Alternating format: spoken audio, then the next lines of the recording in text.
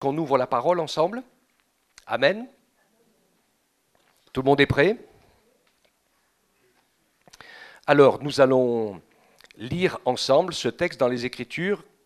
Je voudrais ouvrir aujourd'hui un élément de base qui va nous permettre, je reprendrai tout cela en janvier, parce qu'après on va être dans les fêtes et dans l'esprit des fêtes, on va rester dans les fêtes et dans l'esprit des fêtes, vous inquiétez pas. Mais je vais prendre quelques cultes dès début janvier, je referai un point sur celui-là, avec de l'enseignement, parce que je pense que c'est quelque chose de nécessaire. Donc le thème que je vais ouvrir ce matin, c'est juste une ouverture, un début, c'est la différence entre enseigner et exhorter.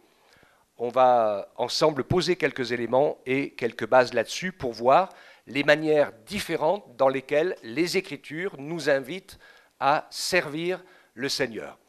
Et je vais dire tout de suite que ça ne remet pas du tout en cause aucun des services qu'on fait pour Dieu. On le fait de tout notre cœur. Mais c'est important de savoir qui a la maîtrise du service, comment on s'organise et dans quelle famille de service on est et on se trouve pour qu'on puisse être rassuré ou parfois contraint un peu aussi. Il y a des choses parce que dans l'enseignement on est contraint, dans l'exhortation on est assuré. Je vous montrerai un petit peu aujourd'hui la différence entre tous les deux. D'abord, nous avons ici dans Romains 12, à partir du verset 5 jusqu'à 10, une liste des services différents dans lesquels nous pouvons être appelés.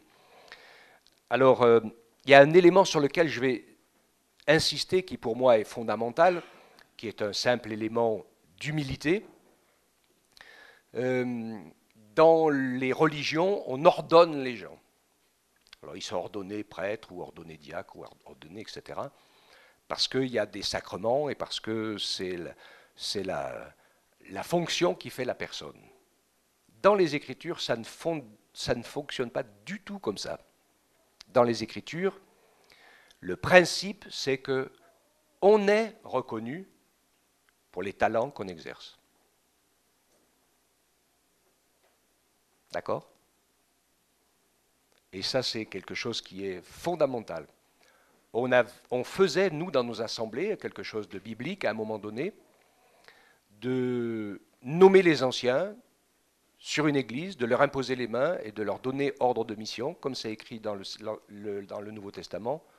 Et on ne le fait plus, parce qu'à chaque fois qu'on l'a fait, l'ancien a fini par se prendre pour le pasteur. Alors ce que je veux dire ici, ce n'est pas la fonction qui fait l'homme ou la femme, c'est le service, l'obéissance à ce que Dieu nous a donné comme talent ou comme appel, qui fait qu'on est reconnu pour ce que l'on fait. Alléluia, je pense que c'est vraiment, vraiment important. Ainsi, nous qui sommes plusieurs, nous formons un seul corps en Christ. Et nous sommes tous membres les uns des autres. Nous avons des dons différents, selon la grâce qui nous a été accordée. Si c'est la prophétie, que ce soit en accord avec la foi. Si c'est le diaconat, que ce soit dans un esprit de service.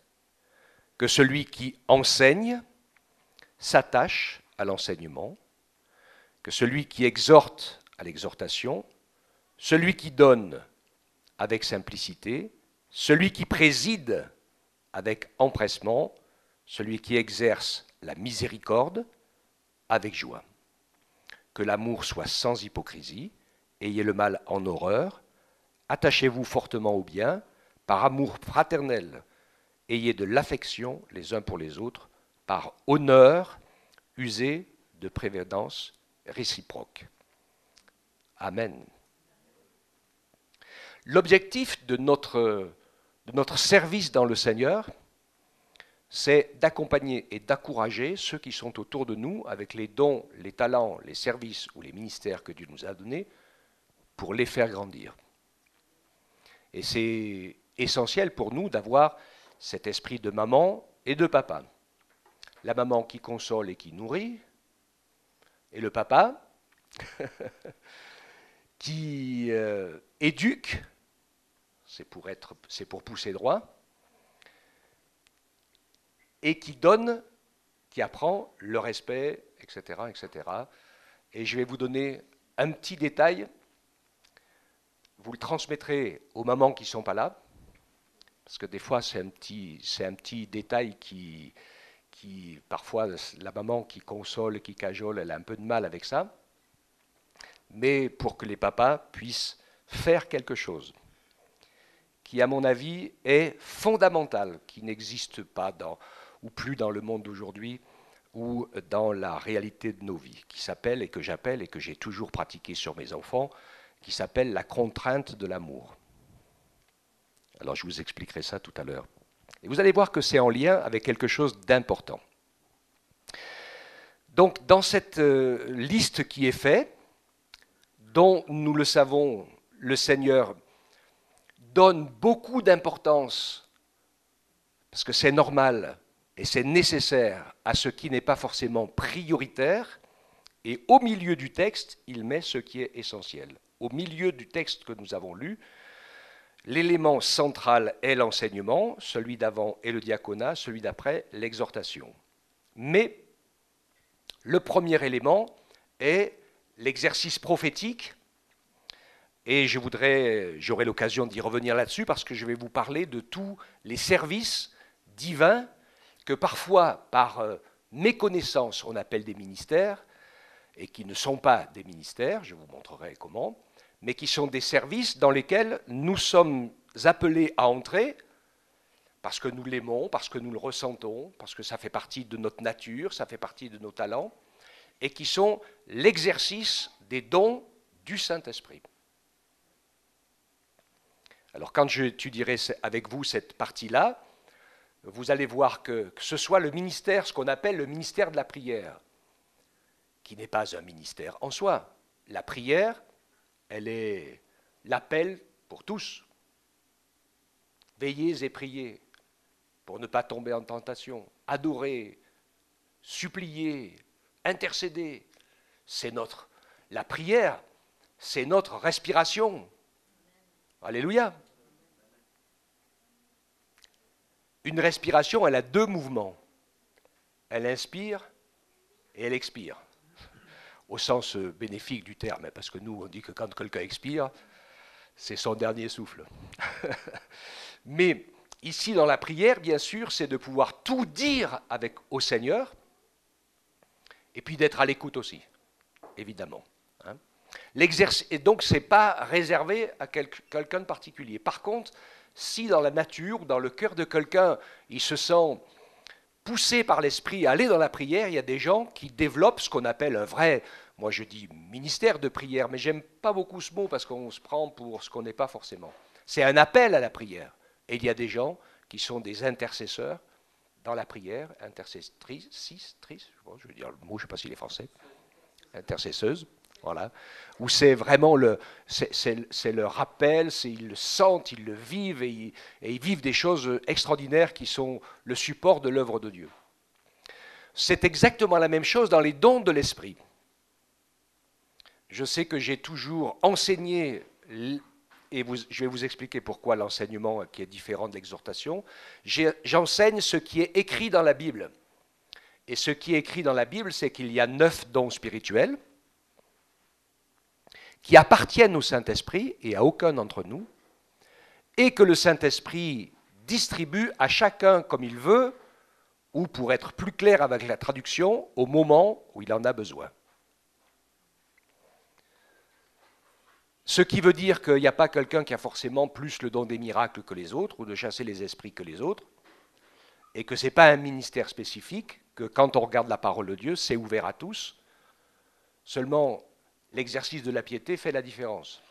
Il y a des gens qui aiment ça et qui le pratiquent depuis toujours et ils sont exaucés. Parce qu'ils ont l'habitude et qu'ils sont sensibles à l'esprit. Et l'esprit travaille facilement avec ceux qui travaillent facilement. Ok ? Et ça, c'est super important. Nous allons voir que dans l'exercice des dons spirituels, comme dans plein d'autres exercices qui est l'exhortation, par exemple, qui est réservée, l'exhortation ça va un peu plus loin parce qu'on commence à parler en public avec les gens pour dire des choses et qui sont du domaine de l'exhortation et qui ne sont pas du domaine de l'enseignement. Et on va aller ensemble dans cette différence, c'est vraiment, vraiment important. Donc l'exercice de la prière, j'ai oublié parce que je me suis détaché de mon papier, le deuxième élément qui est fondamental, qui est l'exercice du fruit de l'esprit. C'est super important, le fruit de l'esprit. Notre qualité de prière et notre qualité d'exercice des dons spirituels perd beaucoup si nous ne sommes pas dans le fruit de l'esprit. Le fruit de l'esprit, c'est que notre caractère et notre vie soient transformés dans le caractère de Jésus. D'accord ? Par exemple, pour dire quelque chose qui pour moi est tellement important, ce n'est pas la peine de répéter dans une prière 50 fois au nom de Jésus pour que la personne soit délivrée, parce que ça ne change rien. La personne est délivrée si c'est l'Esprit Saint qui t'envoie et qui te dit « délivre-la ». Parce que ce n'est pas le prononcement d'un nom qui a de la force, c'est d'être en communion avec ce nom, avec celui qui porte le nom. Que notre corps soit le temple du Saint-Esprit, que le Saint-Esprit nous habite et que le Saint-Esprit puisse donner ses ordres et qu'on les exécute. Donc bien sûr, évidemment, c'est un apprentissage et quand on apprend à le faire, alors on le vit avec joie et avec force.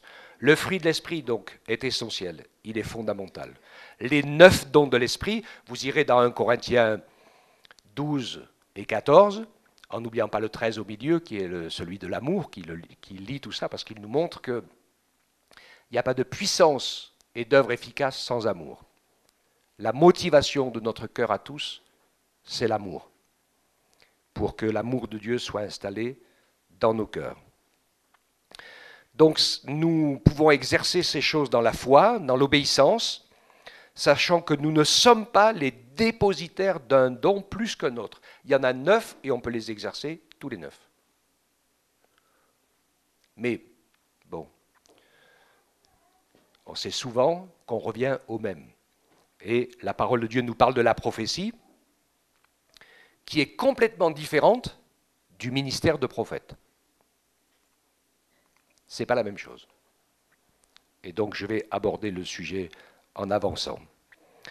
Donc il y a ensuite des dons et des appels spécifiques. Ceux qui exhortent, c'est réservé à ceux qui désirent consacrer leur vie au service de Jésus. Et dans l'exhortation, qui nous permet aussi ou de présider, ou d'exercer la miséricorde, les responsables de la solidarité président à l'exercice de la miséricorde, et ce n'est pas un petit boulot, je peux vous garantir, que ça demande beaucoup d'heures, beaucoup de travail, d'organisation et tout, pour qu'on puisse réussir, sans que ça se voie, à bénir les gens. Parce que c'est le résultat qui compte. Hein. C'est un peu comme la sono et la vidéo. Hein. Eux, on les remarque que quand ça ne marche pas. C'est l'idée, en fait. C'est que, finalement, on ne les remarque pas. Et que tout fonctionne. OK ? Et donc, on va dans ce sens-là. Dans ces services. L'exhortation. L'exhortation, c'est quelque chose qui est tellement, bien sûr, tellement important, et que les ministères d'enseignants pratiquent aussi. Barnabas était fils d'exhortation, mais comme il était parmi les apôtres, et il enseignait, et il exhortait. La plupart du temps, ceux qui sont dans le service de l'exhortation n'enseignent pas, parce que l'enseignement est réservé à ceux qui sont appelés au ministère.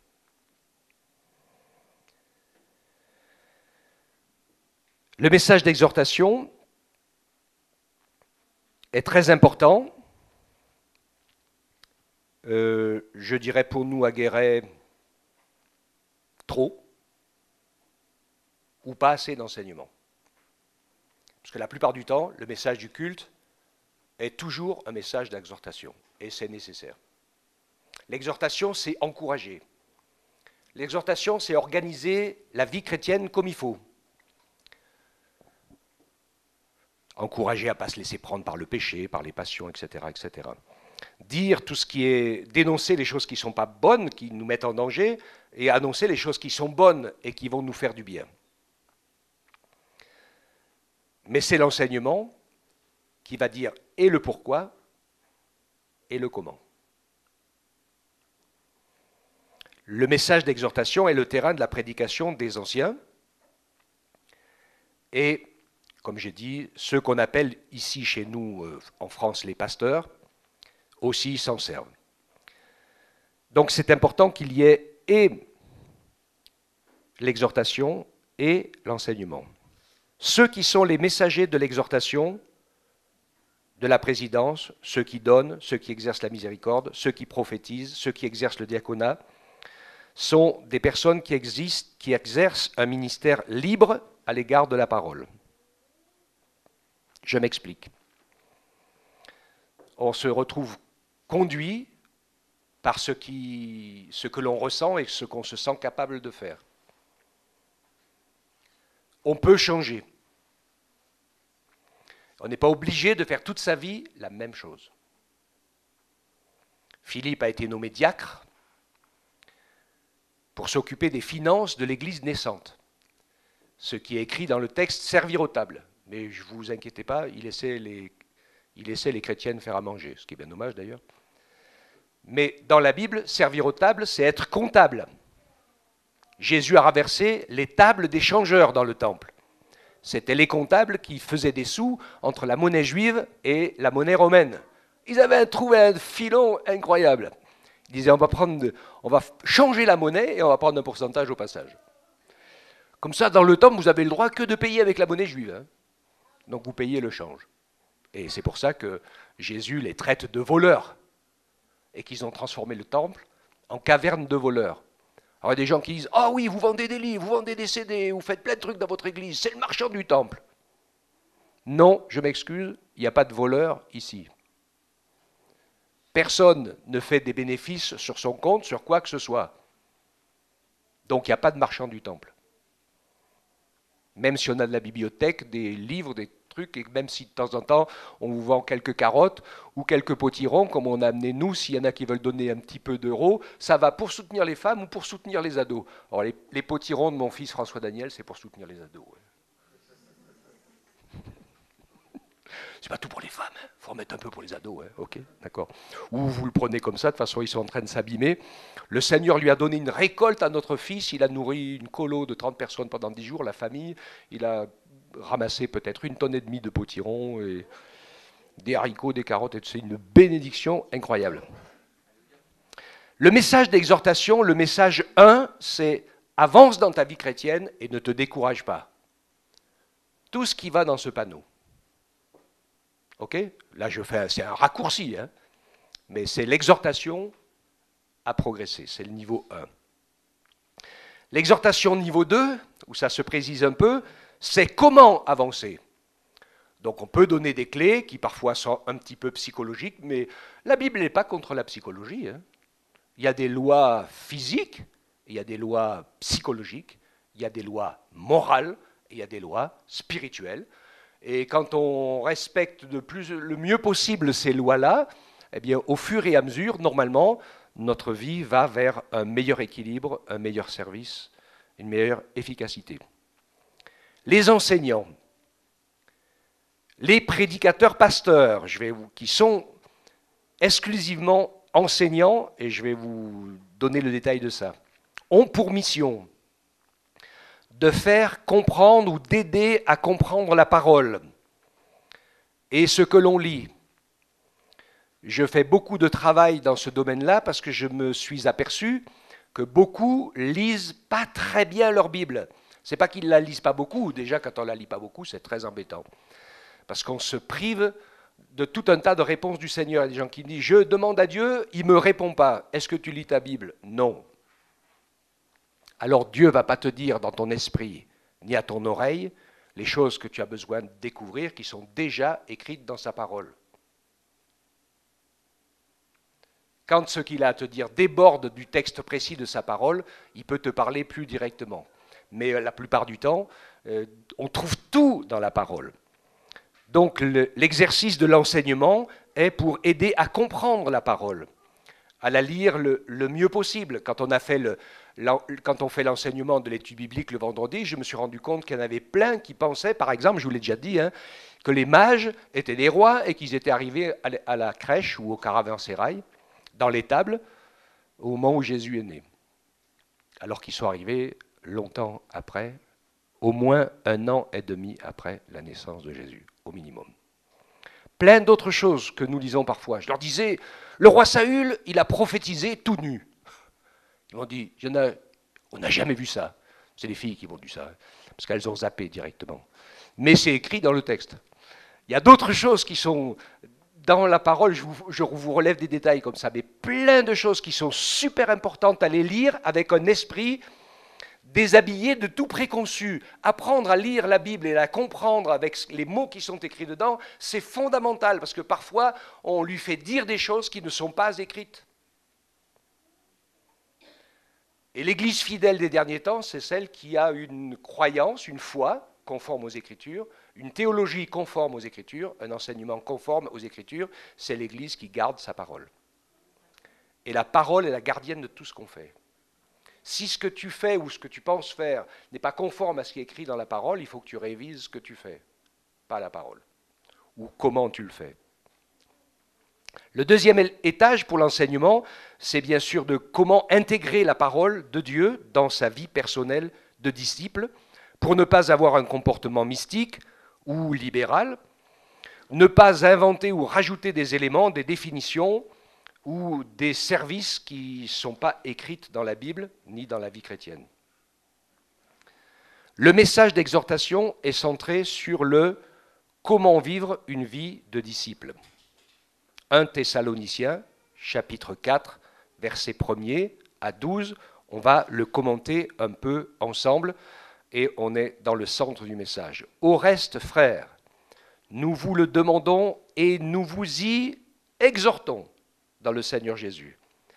Vous avez appris de nous comment vous devez marcher et plaire à Dieu. D'ailleurs, vous le faites. Eh bien, progressez encore. Ça, c'est de l'exhortation. Vous faites bien, alléluia, et je sais que vous faites bien. Faites encore mieux. Vous savez en effet quelles recommandations nous vous avons données de la part du Seigneur Jésus. Ce que Dieu veut, c'est votre sanctification. C'est que vous vous absteniez de l'inconduite, que chacun de vous sache tenir son propre corps dans la sainteté, l'honnêteté, sans se livrer à une convoitise passionnée comme font les païens qui ne connaissent pas Dieu. Alors il nous parle ici en exhortation pour notre sanctification, de pouvoir avoir une conduite morale et physique exemplaire. Ou dans ce monde, par exemple, la dépendance ou la sexualité, et surtout la sexualité ou autre, sont un jeu où tout le monde peut s'amuser à faire n'importe quoi. Mais dans la Bible, ce n'est pas un jeu. La sexualité, c'est des alliances. C'est des alliances pour la vie. Donc on ne joue pas. On ne joue pas avec ça. Et c'est important de faire les bonnes alliances. Dieu ne nous parle jamais de mariage, écoutez-moi les ados là. Dieu et le Saint-Esprit ne nous parlent jamais de mariage quand vous n'êtes pas dans votre temps de mariage. Et pour se marier, il faut être adulte, pas ado. Faites attention à ça, parce que le seul qui veut vous dérouter de vos voies, c'est le diable, parce qu'il sait que les sentiments et les émotions humaines vont vous bouffer la moitié de votre énergie. Et même quand on est adulte, il faut faire attention. Il n'y a pas beaucoup de garçons qui se lèvent dans le ministère pastoral, je vais en parler tout à l'heure. Il nous dit de prier pour qu'il y ait des ouvriers qui se lèvent dans la moisson. Il y en a plein qui ont été appelés. Ils sont juste mal mariés. Et leur ministère de pasteur devient impossible. parce qu'ils se sont pris, mari et femme, avec un objectif de s'occuper exclusivement l'un de l'autre et de leur famille. Et si on veut servir le Seigneur dans le ministère de la parole et de l'enseignement, qui est un ministère contraint, je vous ai parlé du ministère d'exhortation, vous avez bien compris qu'il est un ministère libre, dans lequel on peut avancer, on peut faire une période, on peut faire une chose. Et puis une autre période, on peut faire une autre chose, ou parfois on peut faire une ou deux choses en même temps. Et on peut tout le temps, toute sa vie, exercer les dons spirituels. Et on peut vivre des choses belles et voir les miracles de Dieu et du Saint-Esprit se faire. Il n'y a aucun problème, puisque c'est le Saint-Esprit qui les fait. On est bien d'accord? C'est pas nous. Vous êtes capable de faire un miracle, vous? Pas moi, toujours. Donc, mais par contre, le ministère de la parole est un ministère contraint. Ce n'est pas nous qui choisissons. C'est Dieu qui nous choisit. Et dans ma propre famille, je sais que certains ils ne peuvent pas être à leur place parce que voilà, ils se sont trompés à un moment fondamental de leur joie.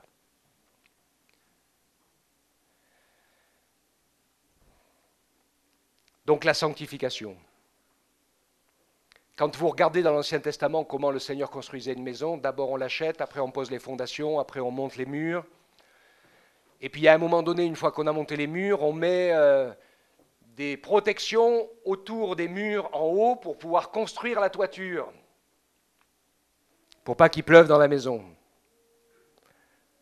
Et là, ça nous parle de la période où on va associer sa vie avec quelqu'un pour construire une famille. Ne fais rien. Tant que Dieu ne te l'a pas montré, et Dieu te le montrera quand tu auras acheté ton champ, c'est-à-dire que tu travailles et que tu as une paye, quand tu auras commencé à construire les fondements de ta propre maison en servant le Seigneur, et quand tu vas arriver au toit, ça sera la période du mariage, pour être à l'abri des tentations et exercer l'amour et la vie, etc. Et là, le Seigneur te montrera la personne qui est prête à se sacrifier pour servir le Seigneur aux côtés de quelqu'un qui sert Dieu à plein temps. Parce que c'est un vrai ministère. La personne, et depuis toujours, au monde pour qui le ministère pastoral est le plus dur, c'est Madame. Parce que son mari, la plupart du temps, appartient aux autres plus qu'à elle. Mais quelque part, il y a des contraintes. Comprenez l'idée de la contrainte? Et les enseignants, dans le ministère, ils vivent dans cette contrainte. On reste sur le message d'exhortation. Que personne en affaires n'use envers son frère de fraude, de cupidité, c'est verset 6. Parce que le Seigneur fait justice de tout cela, et nous vous l'avons déjà attesté, car Dieu ne nous a pas appelés à l'impureté mais à la sanctification, je ne vais pas y revenir, ainsi que celui qui rejette ses préceptes ne rejette pas un homme, mais Dieu, qui vous a donné son Esprit Saint. Après, le comportement moral, sur lequel il faut veiller, on verra, c'est la définition des diacres et des évêques. Les diacres sont dans la famille de l'exhortation, les évêques sont dans la famille des enseignants. Mais la conduite morale est la même pour tous. Le détachement de l'argent et de l'amour des richesses est la même chose pour tous. Parce qu'il faut que notre richesse, ça soit l'œuvre de Dieu, et pas les chiffres qui sont sur le compte en banque. Pour tous, pour servir le Seigneur. Judas, ça a été fatal. Et dans l'œuvre de Dieu, on sait qu'on a des problèmes avec la moralité, la conduite, etc., etc. Et il y a plein de gens pour qui la vie chrétienne est difficile, qu'ils ne vivent pas grand-chose et tout simplement parce qu'ils sont avares ou parce qu'ils n'ont pas compris quel était notre rapport avec l'argent. Dans la nouvelle église chrétienne, il n'y a pas de dîme. Les premiers chrétiens, ils ont tout donné. Et dans l'église chrétienne, tout ce qu'on a appartient à Dieu. Vous avez quelque chose à vous? Rien du tout. Mais c'est important de vivre de cette manière. Hein. Alors bien sûr qu'on n'est pas sage, on n'est pas insensé, et que la dîme c'est bien, mais bon, perso j'ai toujours fait bien au-delà. Et donc quand on réfléchit, c'est Dieu premier servi. On n'a rien qu'il ne nous ait donné. C'est un état d'esprit. D'accord? Dieu va nous bénir pour qu'on le serve. On ne se sert pas de Dieu pour qu'il nous bénisse. L'histoire du rapport de l'argent, donc, est vraiment son importance. Rapport de vérité, d'honnêteté, droit, généreux, sachant que les choses matérielles sont à notre disposition et pas l'inverse. Et je vous ferai un message exclusif sur la fidélité. Fidélité à Dieu, fidélité à sa femme, fidélité à son Église, fidélité à son service. La fidélité est une qualité indispensable pour les surveillants, évêques, qui sont appelés évêques, ça veut dire, quand c'est traduit en français, ça veut dire surveillants, les anciens et les diacres. Par contre, verset 9, on continue notre texte, pour ce qui est de l'amour fraternel, vous n'avez pas besoin qu'on vous en écrive, car vous êtes vous-même instruits par Dieu en vue de l'amour réciproque. C'est ainsi ce que vous faites envers les frères de la Macédoine entière, c'est-à-dire de tout leur pays. Mais nous vous exhortons, frères, à progresser encore. Nous vous exhortons, frères, à progresser encore et à mettre votre honneur à vivre en paix. L'objectif de toutes ces choses, ce n'est pas d'avoir un appel ou un ministère pour ceci ou pour cela. L'objectif, c'est que l'Église soit en paix, que mes talents, mes dons et ce que j'exerce servent à l'édification de tous. C'est ça l'objectif. Et donc nous marchons dans la paix, c'est notre honneur, nous occuper de nos propres affaires, travailler de nos mains, comme nous vous l'avons recommandé, et se conduire honnêtement envers ceux du dehors, pour n'avoir besoin de personne. C'est ce que j'ai dit un jour à quelqu'un qui se dit chrétien et qui ne travaillait pas et qui ne s'organisait pas comme il faut. Je lui ai dit, normalement, même malgré ton petit handicap que tu as et la pension que tu as, non seulement tu devrais largement réussir à vivre honnêtement, sainement et proprement, et en plus tu aurais assez pour aider d'autres qui sont dans la misère. Et tu viens mendier en nous culpabilisant tous, en nous disant que si vous étiez des vrais chrétiens, vous ne me laisseriez pas dans la misère. Mais je suis désolé, le Seigneur a dit, celui qui ne travaille pas, il ne mange pas non plus. Alors je ne mets personne ici de ceux qui ne peuvent pas, qui n'ont même pas le droit. Vous ne sentez pas visé du tout. Hein. Je sais que c'est les contraintes quand vous êtes étranger, que vous arrivez, c'est très très compliqué en France. Donc ce n'est pas de cela que je parle. Je ne parle pas de fait, je parle d'état d'esprit. D'accord? On est bien d'accord. Et donc pour nous, c'est vraiment important d'être bénis par le Seigneur pour que nous puissions bénir les autres par tous les moyens. Les anciens dans l'Église sont des fils d'exhortation dans la sphère du diaconat. Maintenant, on arrive au message des enseignants. Les enseignants, que la parole de Dieu appelle aussi surveillants ou évêques, c'est le même mot, sont les 5 ministères universels. Nous faisons les deux, et enseigner et exhorter. Nous enseignons parce que nous avons reçu de Dieu cette autorité pour enseigner la parole de Dieu, la saine doctrine conforme à l'Écriture, et aussi on exhorte régulièrement, comme Barnabas et Pierre. Pierre écrivait dans 1 Pierre 5,1, voici les exhortations que j'adresse aux anciens qui sont parmi vous, moi, anciens comme eux, témoins des souffrances de Christ, participants de la gloire qui doit être manifestée. Chacun d'entre nous doit se considérer comme égal dans le service. Mais Dieu donne des responsabilités différentes. C'est Dieu qui donne. D'accord? C'est lui qui appelle. Dans Éphésiens 4, au verset 11, il dit que c'est Dieu qui a donné à son Église les uns comme apôtres, les autres comme prophètes, les autres comme évangélistes, les autres comme pasteurs et les autres comme docteurs. Vous avez vu les gestes de ma main? Tous ceux qui sont à l'étude biblique savent de quoi j'ai parlé. Pour se rappeler des 5 ministères, on se sert de la main. Le pouce, qui est l'apôtre, est en face de tous les autres parce qu'il fait naître les œuvres là où il n'y en a pas, où il n'y a pas grand-chose, et il exerce à peu près souvent les 4 autres. En petits morceaux pour tout planter, en petit. Ensuite, l'index, c'est le prophète. Le prophète, il montre du doigt. Ok ?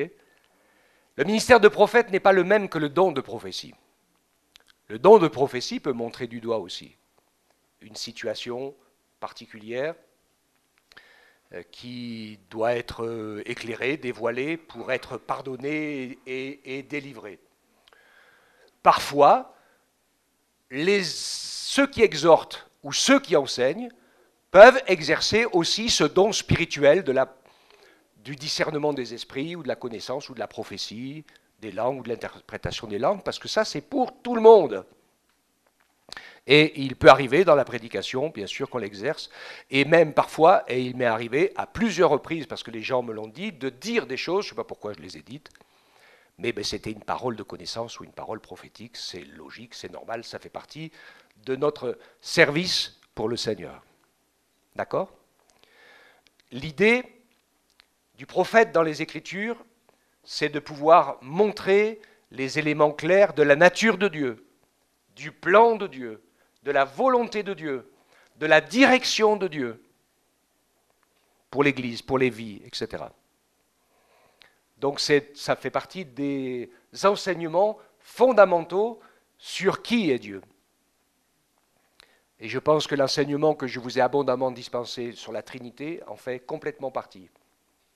Parce que quand on a compris ce fonctionnement trinitaire, on sait à quel amour Dieu nous appelle les uns avec les autres. Puisqu'il nous unit les uns aux autres. Par exemple, je prends cet exemple. Ensuite, l'évangéliste. Vous savez pourquoi ? C'est donc comment on appelle l'index, c'est le majeur. L'évangéliste, c'est le majeur. C'est pourquoi ? C'est le plus long, c'est le doigt le plus long. C'est celui qui va chercher les âmes perdues. D'accord ? C'est un ministère très particulier, l'évangéliste, qui est largement, en général, partagé dans le ministère entre les hommes et les femmes. Et souvent, dans le ministère, et dans l'œuvre naissante de la Pentecôte et partout, eh bien souvent, sans s'en rendre compte, plusieurs femmes sont surtout évangélistes. C'est bien pour ça que Jésus s'est montré ressuscité à elles en premier. Elles sont allées porter la bonne nouvelle partout, de la résurrection de Jésus. Ok, hein? Ministère d'évangéliste. Le quatrième, c'est l'annulaire, c'est la veine du cœur qui passe dans l'alliance, et c'est le pasteur, le berger. Alors nous, on appelle tout le monde les pasteurs, mais dans les Écritures, tout le monde n'est pas pasteur.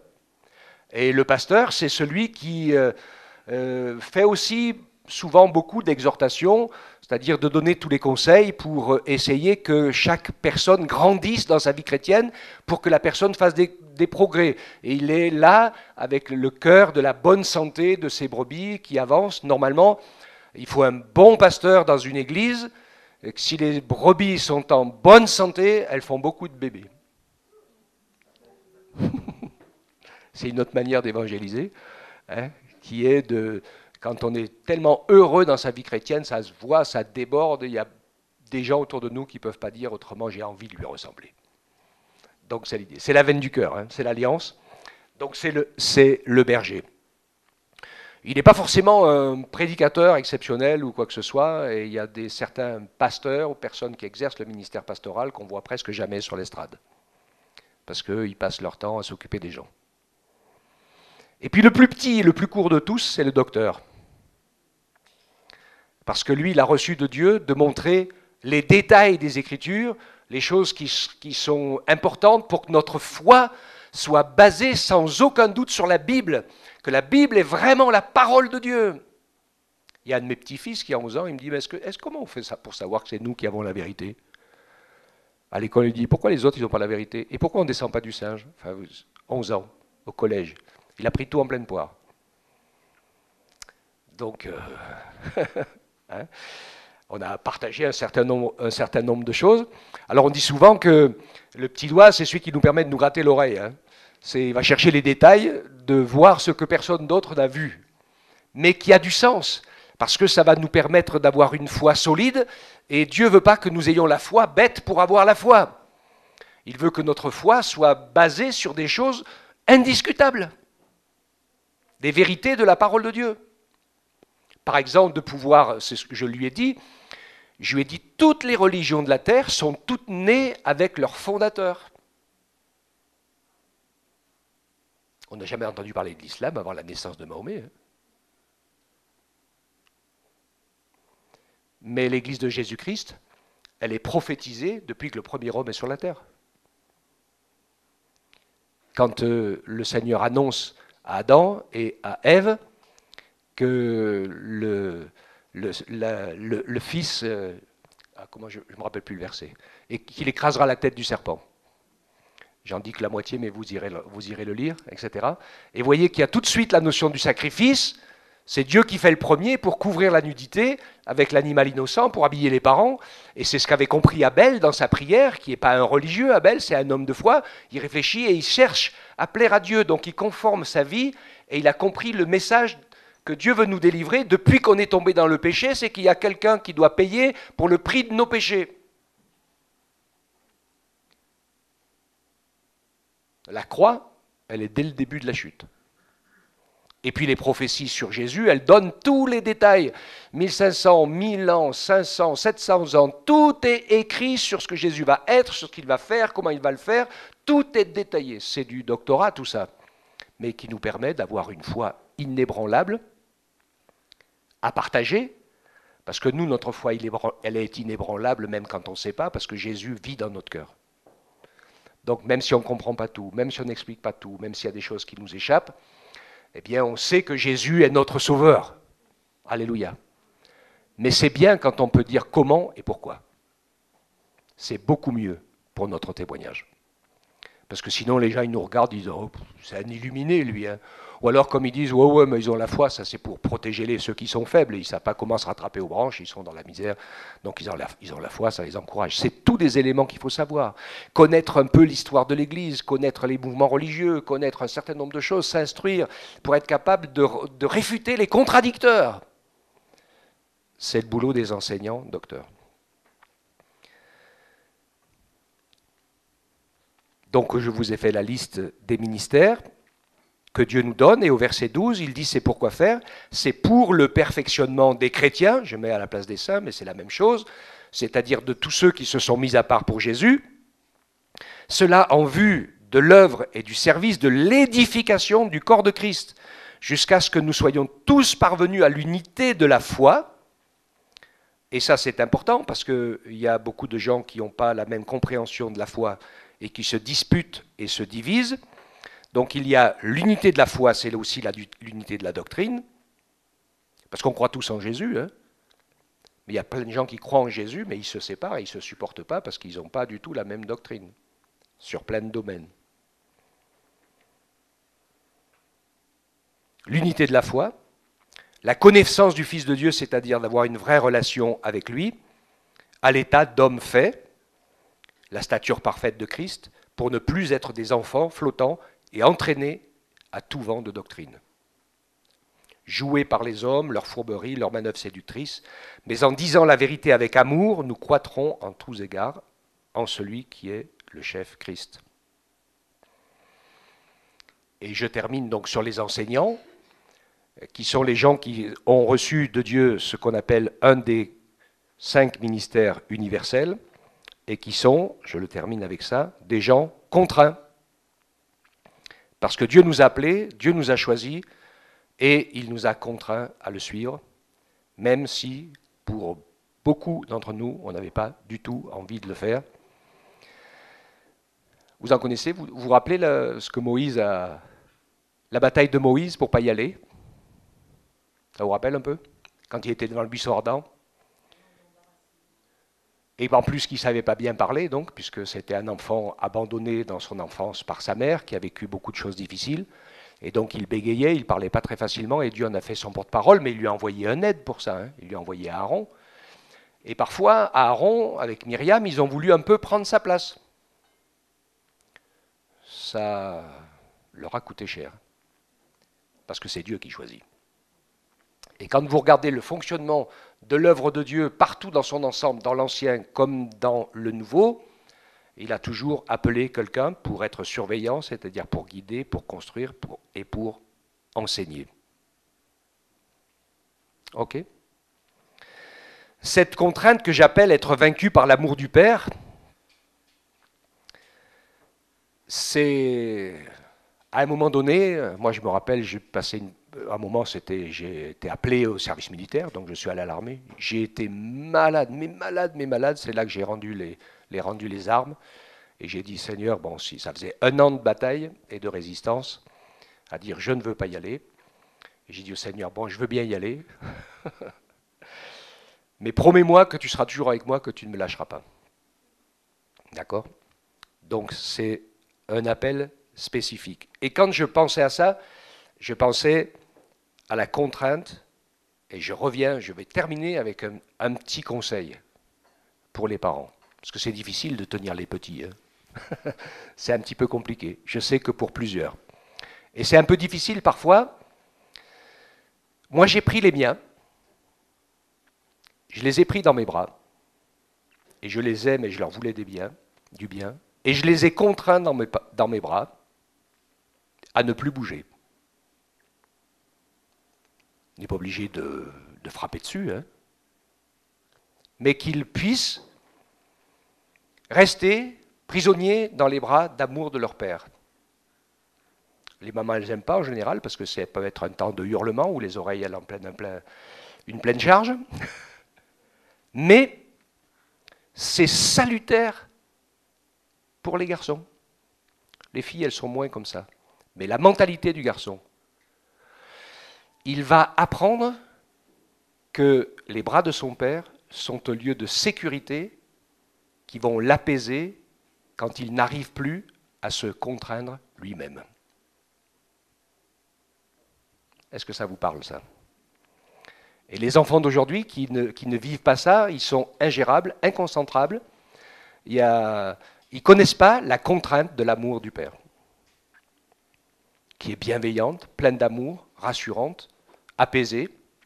Et je sais que pour les 4, je l'ai fait. Ma fille, elle n'a pas vraiment eu besoin. Ce n'est pas la même mentalité, les filles. Et après, facilement, quand je les prenais dans mes bras, ils s'endormaient. Et quand ils n'étaient pas bien, ils s'endormaient apaisés. Parce qu'ils savaient que l'autorité d'amour et de paix était là. Et les jours où ils étaient dans le vagalam où ça n'allait pas, où ils étaient perdus dans le vide, qu'est-ce qu'ils faisaient ? Ils allaient dans les bras de leur père. Alléluia. Ils allaient dans les bras de la maman pour être nourris, pour être soignés, mais pour être guidés, édifiés, et apprendre la sécurité suprême, c'est dans les bras du Père. Donc vous énervez pas les mamans, laissez faire. C'est une bonne manière d'exercer l'autorité en toute simplicité, et après ça passe tout seul. Et vous allez faire du bien à vos enfants. Pourquoi je fais le lien avec le ministère ? Parce que quand le Seigneur nous appelle au ministère, il m'a fait la même chose. Vous comprenez ? La contrainte du service et de la parole, mais je ne te lâcherai pas. Ok ? Qui est différent du diaconat, ou de tous les talents et les œuvres que Dieu nous a donnés aux uns et aux autres, dans lesquels nous ne vivons pas cette contrainte, nous sommes libres d'aller, de changer, de faire autre chose, de le faire différemment. Ça n'a pas de difficulté avec ça à partir du moment où on respecte les règles de la bienveillance pour tous, pour être un sujet de bénédiction, pour être au service de l'Église et pour les bénir avec les talents, et pas se servir de l'Église pour leur faire voir qu'on est capable de faire quelque chose. C'est pas pareil. Ok ? Et il y a des familles comme ça dysfonctionnelles où les parents se servent de leurs enfants pour arriver à leur fin. On le voit souvent quand il y a des grosses difficultés entre le père et la mère, l'un et l'autre se servent des gosses pour charger de ce qui ne va pas chez l'un ou ce qui ne va pas chez l'autre. Ça, c'est le chemin le pire, mais beaucoup de gens utilisent ce chemin-là. Hein. Et que Dieu nous aide à nous laisser contraindre par l'enseignement de sa parole, qui nous ramène dans le cadre et qui ne nous limite pas du tout dans le service, bien au contraire, mais qui nous permet de le servir avec joie, en toute liberté. Et s'il y a un service qu'on te demande de faire et que tu le sens pas parce que tu le sens pas, tu n'es pas obligé de le faire, tu peux faire autre chose. Alléluia. Mais si tu le sens bien, vas-y. Amen. Accomplis le service que tu as reçu, fais-le avec joie, mais sache que le Seigneur, de toute façon, va nous emmener tous à aller plus loin et qu'on n'est pas reconnu par rapport à un titre qu'on nous a donné, mais qu'on sera reconnu par rapport au bien qu'on apportera aux uns et aux autres. Amen. Que Dieu nous fasse la grâce ainsi de pouvoir organiser notre pensée, notre manière de servir le Seigneur et de le suivre conformément à l'enseignement des Écritures et pas avec toutes sortes de choses que les gens imaginent aujourd'hui. Il y en a qui se donnent des titres incroyables, mais qui sont des titres qui sont réservés au Saint-Esprit. Pas à nous. Ok ? Seigneur, on te bénit.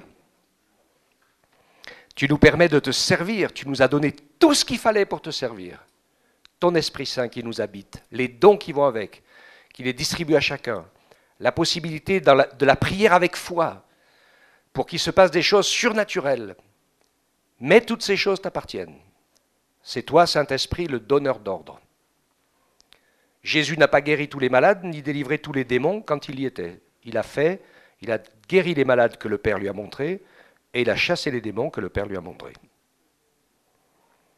La preuve, c'est qu'il y a resté encore des malades et des démons pour les disciples après. Aide-nous, Seigneur, à suivre le modèle. Aide-nous à entrer dans ce que nous avons envie de le faire et à le faire bien. Aide-nous à nous bénir les uns les autres en n'oubliant pas que toutes ces choses doivent servir à l'unité de ton corps, avec de l'affection et de l'amour les uns pour les autres, qui est dans la persévérance réciproque, la prévenance réciproque. Merci Seigneur de nous aider ainsi à rester conformes à ton enseignement et à grandir dans la foi, dans l'exercice de la prière, dans l'exercice des dons spirituels, dans la qualité de l'exhortation, dans la qualité des présidences, dans la qualité des talents que nous avons reçus de Dieu et que nous mettons au service des autres, dans la qualité de l'enseignement pour les pasteurs qui enseignent. Donne-nous, Seigneur, de désirer exceller dans toutes ces choses, pour ton honneur et pour ta gloire. Merci de ta bonté, merci de ta fidélité, merci de tes bienfaits. Nous nous attendons à toi et nous voulons toujours apprendre à te servir mieux et de manière plus fidèle. Que ton nom soit béni, Père, au nom de Jésus. Amen.